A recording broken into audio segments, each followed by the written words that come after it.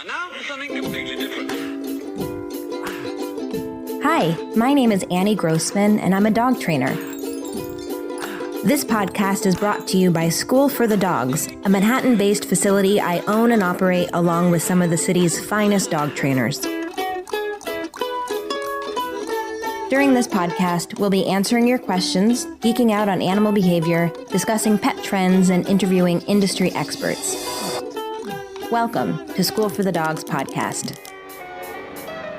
I'm here with our clients, I should say clients plural. I'm here with our human client, Samantha Schwartz, and her dog, the canine client of this team. Who's giving her a big hug right now, whose name is Basket, and he is this huge, deliciously black and furry, just big galoot of a dog who I wish I had a life-size stuffed animal of that I could just snuggle and cuddle all day long. He looks like a Bernese Mountain Dog. He is not totally a Bernese Mountain Dog, which we're going to talk about in a moment. And when I first met Samantha and her partner, Ben, they started to tell me about how Basket came into their lives, and I was fascinated. A brown and yellow basket. I sent a letter to my I had always wanted a Bernese Mountain Dog. I had grown up with labs and retrievers, and Ben grew up with a Norwegian Elkhound and a Chinook. We were kind of like, I was just dead set on having a Bernese Mountain Dog. We were living out in Cape Cod, getting his family's house together last spring, just temporarily. And we were like, well, let's get the dog because it'll be easy to train the dog while we're out here. We have some time. So last year, we started more seriously looking at Bernese again. And he thought that it would be better if we maybe looked at getting a mixed breed. We were looking at all the rescues. There's a lot of Bernese rescue organizations, and then we were looking at just different options. And finally, we ended up saying, why don't we see about getting a mixed breed, something that is part Bernese? No, you said you were worried about the health issues. So Bernese Mountain Dogs have, they're one of the giant breed dogs, similar to Great Danes and St. Bernards. So they can be up to 150 pounds. Females on average weigh between, I think, 90 and 110, and then the males can weigh much more than that. Because they're a giant breed, they have some joint issues and things like that because of their bones, but they also have a particular type of cancer that is really, really prevalent in their breed. They are dying really young. They're very... Purebred dogs in general are very inbred. They have what's called closed stud books, and the closed stud books mean that they kind of all end up being cousins with each other.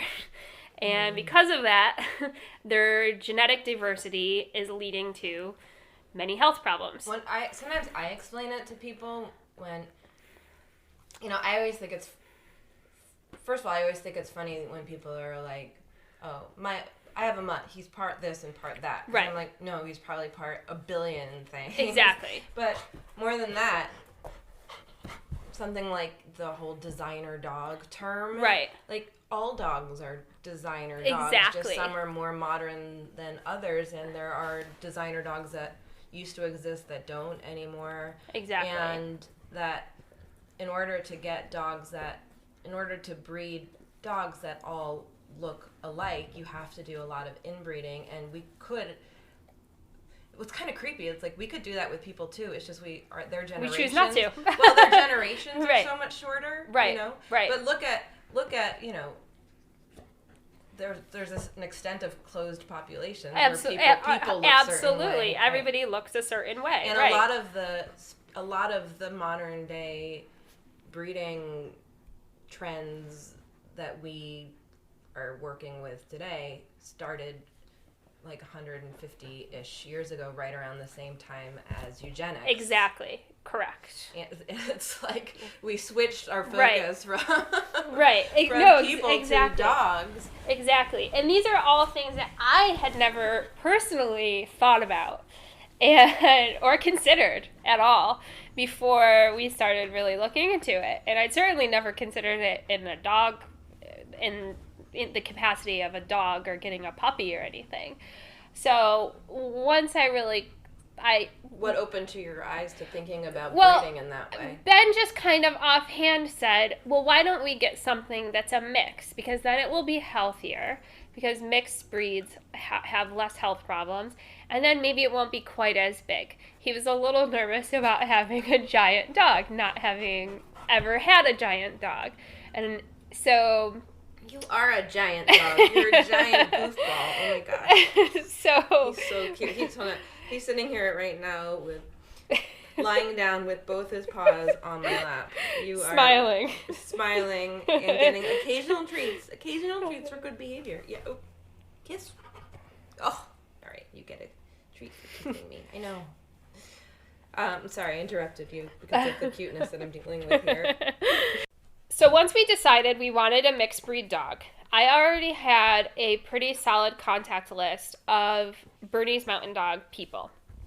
We had previously contacted them before we decided on a mixed breed, when we were just looking for a Bernese, looking for a puppy, looking for a younger dog to adopt, whether it be a rescue or, something, a rehome or something like that. Or even we were open to fostering temporarily while we were in this life situation. And ultimately, we ended up contacting a woman from the Bernese Mountain Dog community, and she suggested I contact the heads.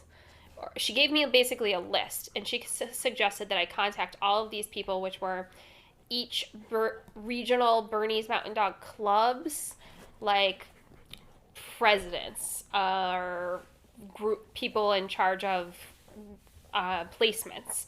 And so I had this list of like 50 to 75 Bernese Mountain Dog club people from all these different regional clubs all throughout the country.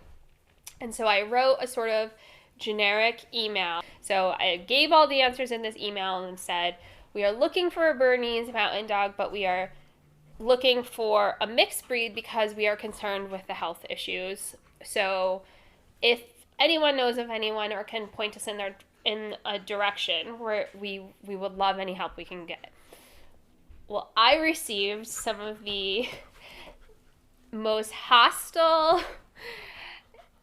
responses to this email? To this very innocent, what I thought was well articulated email and letter, and I just was received very hostily. Basically, and these were breeders or head of the breed They groups? were all people in different capacities, but they were the ones that were in charge of placements, whether it be for rescues or breeding or anything else. They were the people in charge of these regional groups that worked with these regional groups that I was told would be the points of contact for what we were looking for, or to get our names out there. And it just didn't go well. It wasn't exclusively hostile, I will say that. I did receive a few... Well, why were they hostile?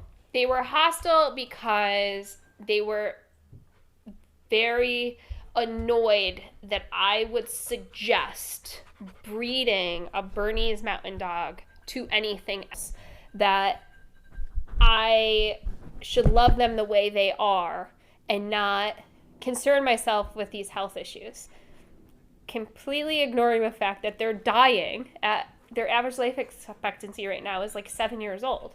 That's not right. That's a problem, and it's being ignored. Well, and like I said, they were initially bred from Right, different kinds exactly. of dogs. Exactly. They didn't like start out with Adam and Eve, like. Right. Well, I couldn't believe these. They were very nasty.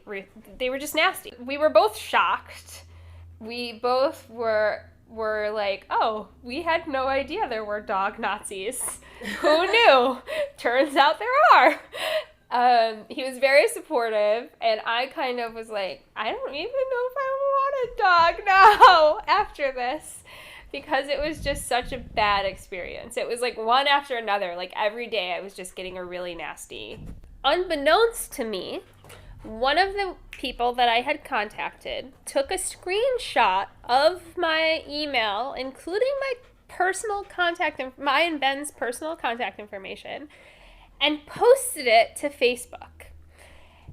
And that began a chain of events, which ultimately led us to Basket, because they were there were many very vile responses on this Facebook post. How dare this girl, suggest this, and she doesn't know anything about our community, and blah, whatever. So apparently it got shared around the internet pretty widely, with large discussion with my personal contact information. They started contacting me through my cell phone number and my email, which was included in You're my now letter. getting like texts and emails from strangers. From strangers, yes. So it sort of got out of control really quickly. They were, put it this way, they weren't educating me, they were reprimanding me. And it wasn't it was hostile. That's the best way to describe it. And it was confusing and overwhelming for me because I didn't know who to trust anymore, or who was on my side, or who I could turn to. And I started to feel like, oh, I think I just ostracized myself from the Bernese community unintentionally. I don't think I'm ever going to be able to have a Bernese Mountain Dog, unfortunately. Like, I've just made, I had no idea. I didn't know what I had done that was so bad. And it's crazy. It was really overwhelming. However... Did you cry real tears? I did. I actually did. I believe it. However, I was really lucky because some people reached out to me within a couple of days and weeks, actually, that were wonderful. So one of the things Bernese Mountain Dogs have that isn't as common in the dog world is they have a database, basically an Ancestry.com for Bernese Mountain Dogs. It's called BurnerGuard, and it's a database of every Bernese Mountain Dog for the last 70 years. And if it's a 100% Bernese Mountain Dog, and it's DNA, its health, its hips, its eye everything is in there. The woman that did the data entry for the last 30 years for this database, so she was the manager of it in terms of just entering the data, contacted me, and she called me and was as sweet as could be, and she said, "You are asking the right questions. I have watched for decades put 6-month-old puppies that have cancer and are dying, and I have watched the health in these dogs get worse and worse, and I have been responsible for overseeing it, and something has to be done, and you're not wrong." And she really just changed my perspective. And she pointed me to a couple of women. What I learned is these are largely, within the breed community, it's largely women. They're largely older. it's sort of like a privileged hobby kind of thing, like horses. And the people that are involved in these communities, and they show the dogs, and it's sort of like that movie Best in Show in real life, is what I realized, and didn't know what I was getting myself into. And so she gave me the names of a few people that she had known that over the years had a few what she called oops litters. And I had never heard that term. And what it was is some of the people that are well-known, reputable breeders of Bernese Mountain Dogs accidentally, sometimes, another dog bred to one of their bitches. And so they had oops litters that were mixed. And so these people had data. So then I got to talking to some of these other women that were supportive to my inquiry, and I sort of picked back up my search because I ended up interacting with these people that were supportive and telling me I was asking the right questions and that I should just ignore these people that were hostile and that they are just being naive to their own problems, and it's not helpful, and it's not a long-term solution to keep turning a blind eye to the health issues. So I then was contacted by a woman named Nichols. Nichols has been in the Bernese Mountain Dog community for about 40 years now. She has bred and shown Bernese Mountain Dogs, and she decided, along with some veterinary geneticists and some other people from within the Bernese Mountain Dog community, that they were going to do something about it. And they started a project together called the Bernese Mountain Dog Vitality Project. And what it is an outbreeding program. So over many decades, with the help of these geneticists and the DNA that we have available to us now, they are choosing to intentionally cross healthy Bernese Mountain Dogs with other breeds over time to eventually get back to a Bernese Mountain Dog that has the genetic diversity that the health issues are eliminated. Basket's dad is a champion Bernese Mountain Dog that is very healthy. And his mom is a mixed breed. So his mom was part Golden Retriever, part Labrador Retriever, and 1/8 English Setter.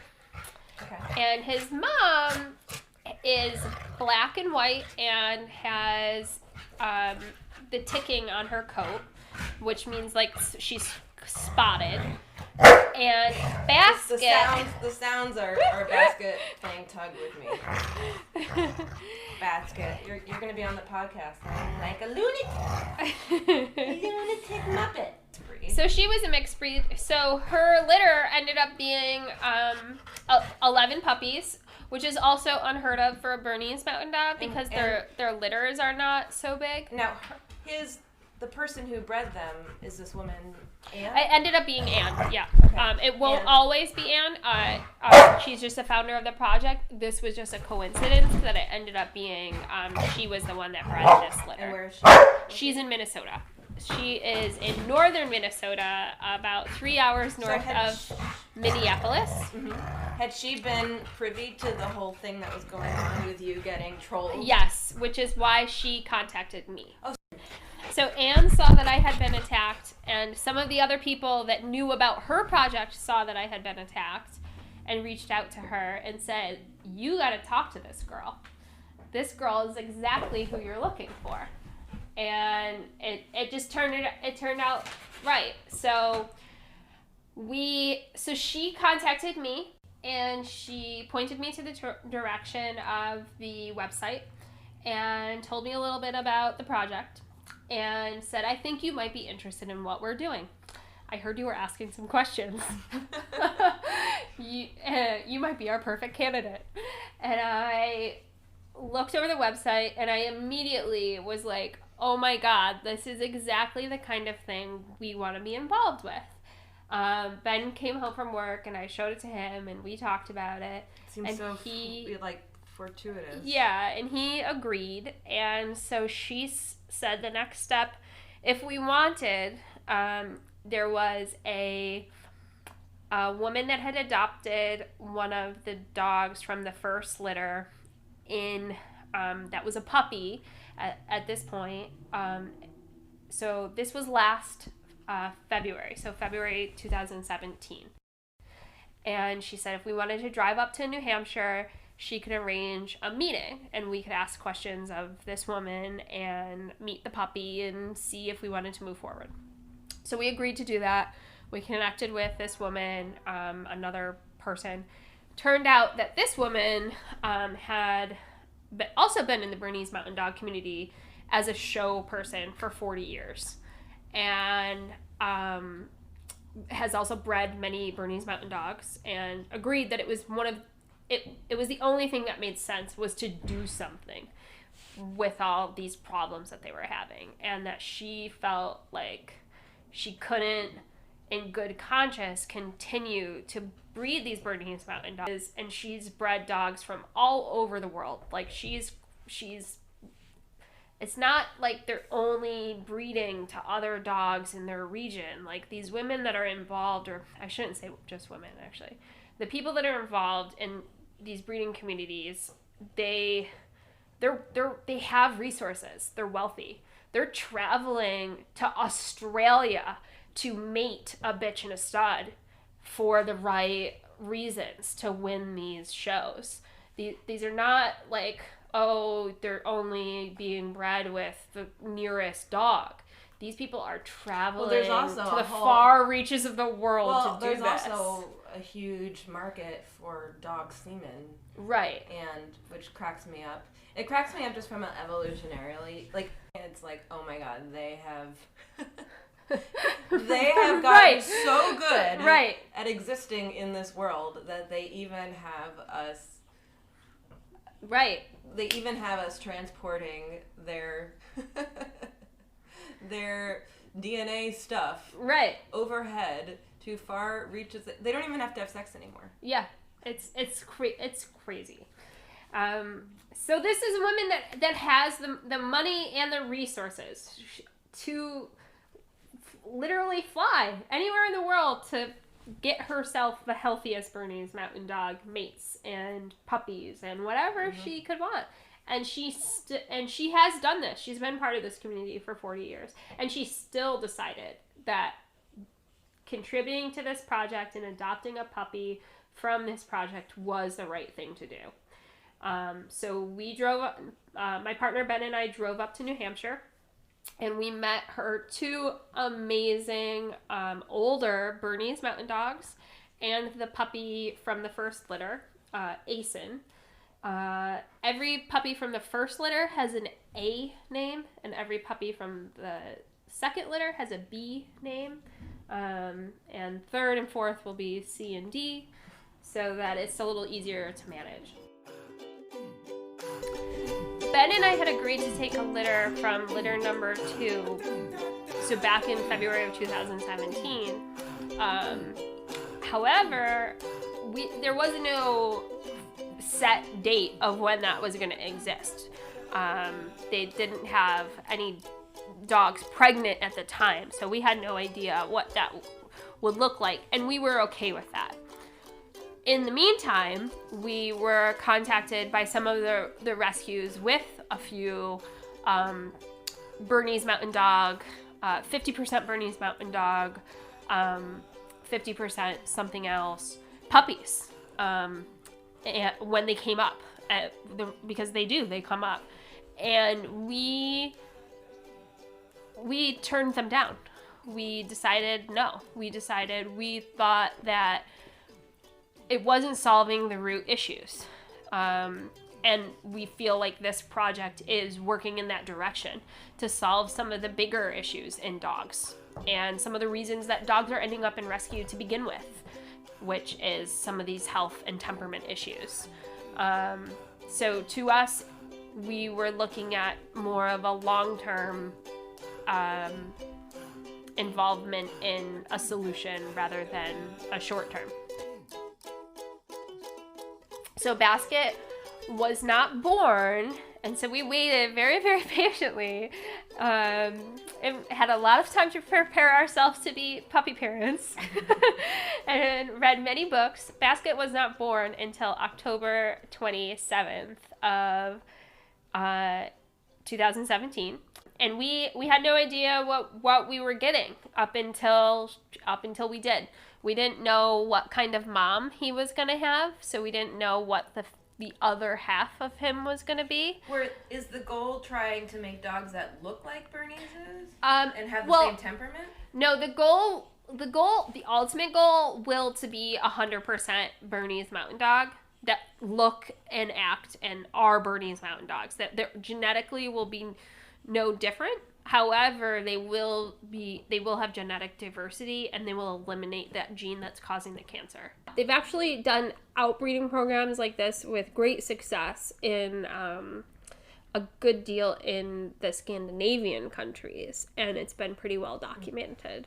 So how does he that's look, sort of what they're basing it on. How does he look versus a Bernese? So he looks almost exactly the same as a Bernese Mountain Dog. He gets mistaken for a Bernese Mountain Dog, with the exception of he's missing the rust markings. So he has the black and white markings in the exact same places. However, he does not have the rust-colored markings. So, like, a Bernese would also have rust above his white on his paws. Okay. So he's white. And he'd have brown eyebrows, rust-colored eyebrows, whereas he just has the black. He's keeping it simple. Yeah. He's like, I don't need no third accent color. I'm all black and white. Right. How did he get the name Basket? So we had a long list of bee names, and we both had decided we very much did not want a human name. We had many food options like bagel and brisket and things like that. And I thought brisket was kind of funny because it's black and white. It was black and white. And Ben was not as amused by those options as I was. And so one day, Blackie wasn't an option? I was just putting something in one of our storage baskets, and I said, how about Basket? And we could call him Bax or something. And he's like, actually, I really like that. And he'll be one of a kind, because he is one of a kind. Yeah. And it fit. So here he is. He's a basket case. Yeah, little bit. Agreeing to take a puppy, did you have to agree to anything in particular as far as terms having to do with the study? Yes. So agreeing to take a puppy, we had to agree to a few stipulations. One is that our name would be the letter of the litter. So our name had to start with a B. We also have to agree to be in contact with the project for the life of the dog and report all of the health and temperament and behavioral issues throughout the health of the dog. And we have to agree to get his x-rays and health certifications done at 1 year. And ideally, they are looking for people that are willing to wait to neuter and spay the dogs, because if they can't, they're not, the geneticists don't really know if they'll want to use the DNA or if they'll want to mate your dog until about 12 months.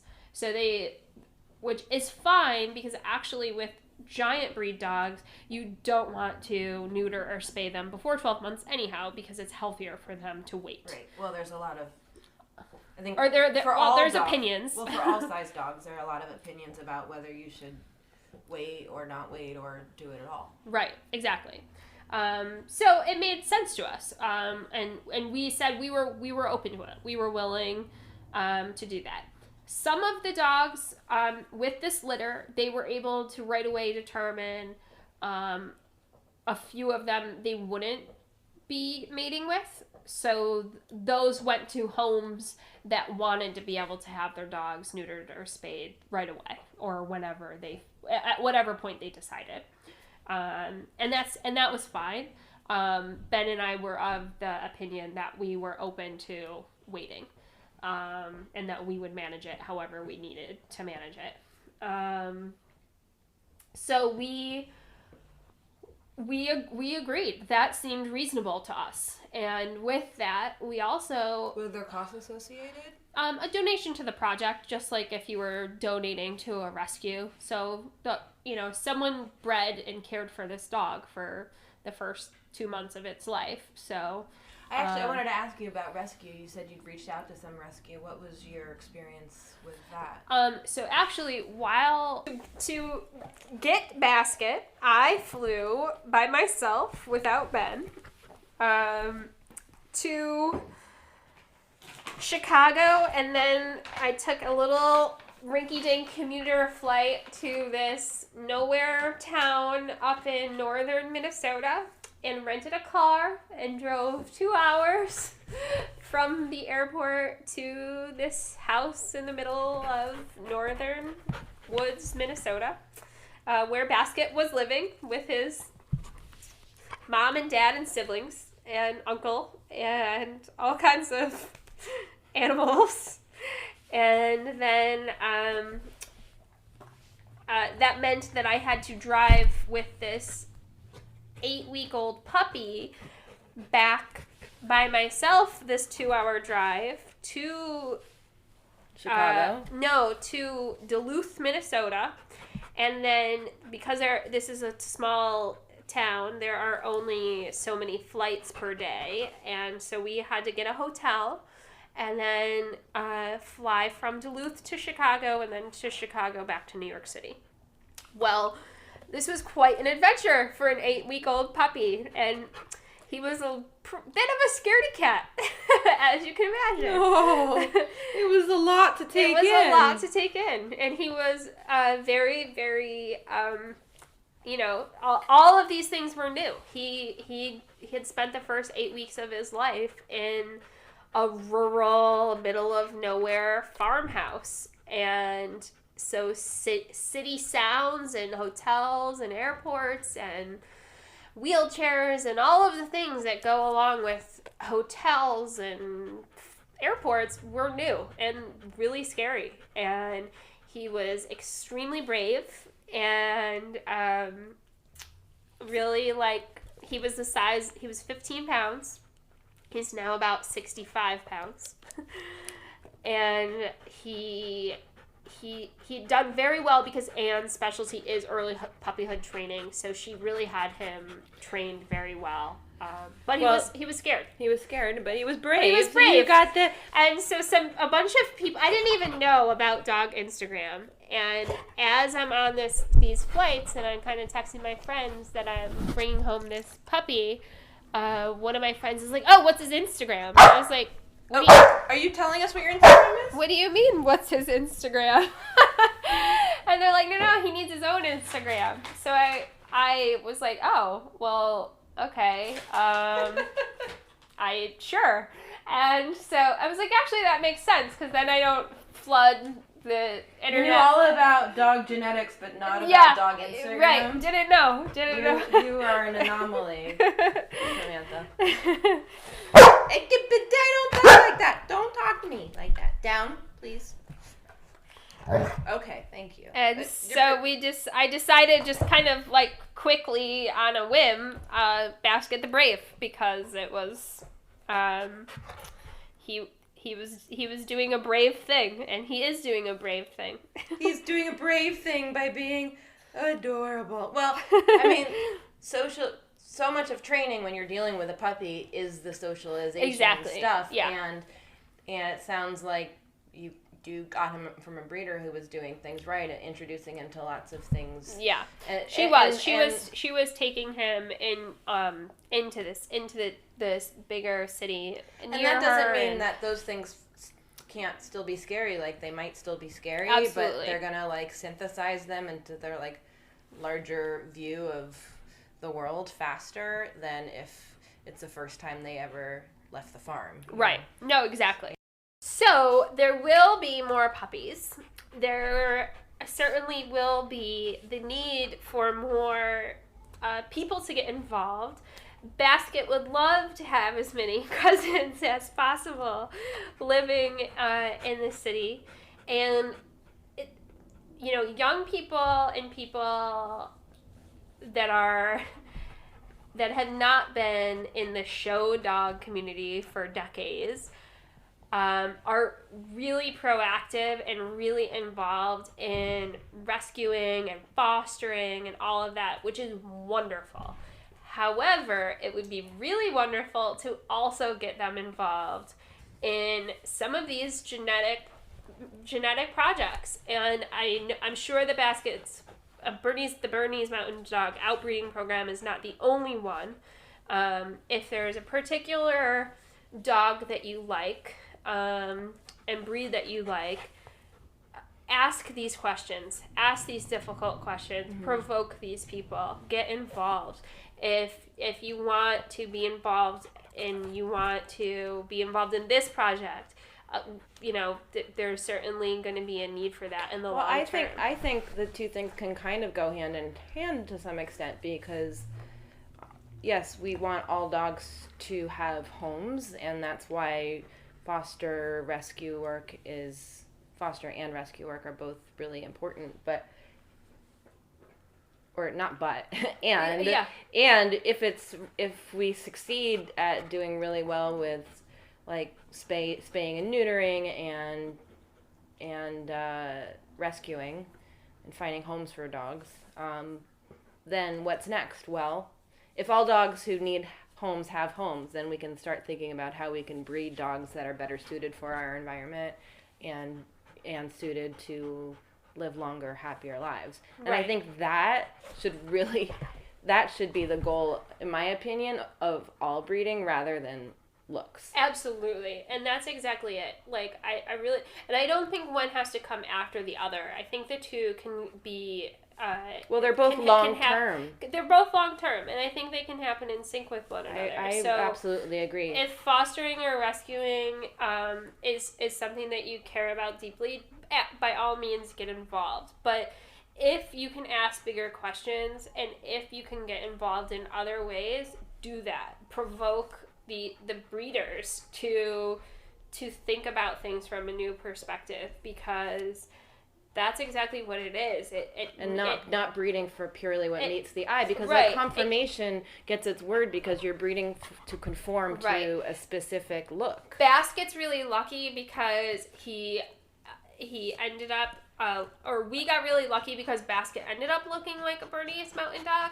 However, he's the only one of all 11 puppies that does. Really? The other 10 do not look anything like a Bernese Mountain Dog. They don't have the same markings. They're different. But do we have photos? Mm-hmm. I'll put those in the show notes if you share them. But all 10 people and families that adopted those other dogs did so anyways, because this project is about the greater good of the breed. Right. And it's about making dogs that are healthier and live without as much suffering. And that, I think that is really important, that, it's not just about looks and having the cutest dog and having, he's pretty cute though. The most Instagrammable dog, although Basket does do pretty well with that department. But, and I think that needs to be recognized as well. Are any of his siblings local? No one is in New York. Do you see almost got someone to take one of his brothers, but it didn't work out. But we have one of his sisters is in the Berkshires, and we've met up with her a few times. and there are some in like outside of Boston, and we plan to meet up with them when we go up to our house in Cape Cod. And do you see this as like probably what you'll be doing for the rest of your life as long as you own a dog? Yeah, I think we'll continue being a part of this project. Absolutely. So cool. You know, Ben's pretty interested in already talking about making sure that we have like another puppy that will learn from Basket eventually. So Who'll learn how to be adorable. So he wants to. Basket, you're gonna have to show. Maybe we'll the end up youngin' around getting the one world. of Basket's grandchildren. Oh, or you gonna be a grandpa? We haven't told you about Something sex like yet, that. though. Yeah, you're gonna have to figure that out on your own. We don't train that. Years from now. But yeah, I think we will definitely always, you know, be involved in this project. Like I said, I've volunteered to manage the database, so I will, you know, continue on this route, you know, sort of forever. Are you he's sitting on Mom's excited. lap? You sitting on Mom's lap? You're such a love.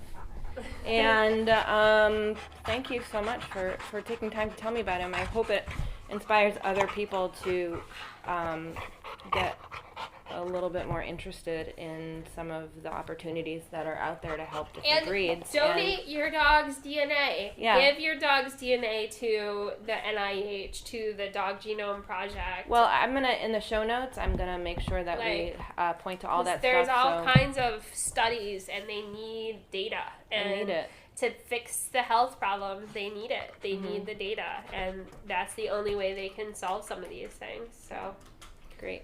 All right. Thank you. You're welcome. Thank you, Basket. A brown and yellow basket. Our fun dog fact is that Irish President Michael D. Higgins has 2 Bernese Mountain Dogs. Their names are Broad and Shadow, and he often brings them to events with him. And our woof shout out goes to a dog I mentioned a few weeks ago, Suki, who is a beautiful young white French bulldog who is looking for a home. She was placed in a home briefly. It didn't work out. She's back in the East Village, and we at School for the Dogs have worked quite a bit with Suki and her foster parents, Michelle and Sahu, and she's a great dog. I'd really love to help find her a home. Suki would do best in a home where there weren't a lot of people going in and out, not lots of visitors. She is okay being home alone for some lengths of time. She doesn't do great on the street around other dogs. I think that's something that a new owner could work on with her, but probably would be ideal if she weren't in a place where the streets were highly trafficked by other dogs. And lastly, Michelle says she must be in a home where she is going to be loved like crazy. I want that for her too. You can learn more about Suki on Instagram at Bucky's Foster Crew. Thanks so much for listening. You can support School for the Dogs podcast by telling your friends about it, leaving a review, or shopping in our online store.